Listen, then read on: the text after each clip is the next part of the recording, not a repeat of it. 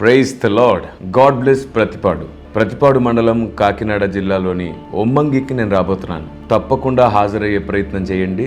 October నెల 27వ తారీఖు సాయంకాలం నేను మీ మధ్యలో ఉండబోతున్నాను. 100 రోజుల ఉపవాస ముగింపు వేడుకలు, రక్షణ ఉజ్జీవ మహాసభలు, పరిశుద్ధాత్ముని క్రీస్తు సంఘం ఒమ్మంగి. ఆహ్వానించువారు రెవరెండ్ జి ప్రభాకర్ రావు గారు, అలాగే పరిశుద్ధాత్ముని క్రీస్తు సంఘ సభ్యులు, కర్మేల్ హెబ్రోన్ బేతేల్ సంఘ సభ్యులు. వివరాలకు మీకు నంబర్స్ ఇవ్వబడుతున్నాయి. తప్పకుండా హాజరవ్వడానికి ప్రయత్నించండి. తేదీలు 26, 27, 28 తారీఖుల్లో జరగబోతున్న ఈ సభలకి తప్పకుండా హాజరవ్వండి.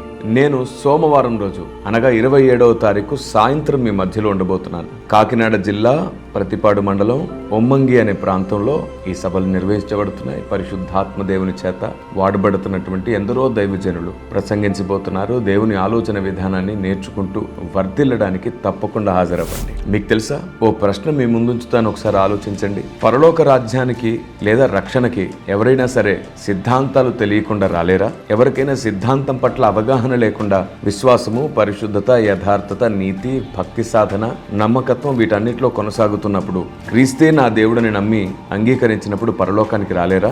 రాగలరు. కానీ పరలోకానికి సిద్ధాంతము లేకపోయినా, పునాది లేకపోయినా రాగలుగుతారేమో కానీ పరలోకంలో ఎక్కడో చోట తమ మట్టుకు తామే రక్షింపబడతారే కానీ బహుమానం, కిరీటం అన్నీ పోగొట్టుకుంటారు. మన పరలోక రాజ్యంలో కూడా అధిక మహిమలో ఉండాలంటే మనకు పునాది బోధ తెలియాలి. పరిశుద్ధాత్మ దేవుని ప్రత్యక్షత గురించి తెలియాలి. దేవుని ప్రజ, ఎన్నో విషయాలు కేవలం మన అవగాహనతోనే లేఖనాన్ని అపార్థం చేసుకున్న సందర్భాలు ఎన్నో ఉండడం ద్వారా ఇప్పటికీ డినామినేషన్ల మధ్యలో, మినిస్ట్రీస్ మధ్యలో ఎన్నో విభేదాలు, అపార్థాలు.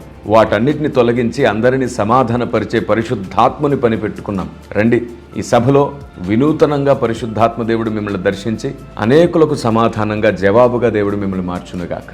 God bless you.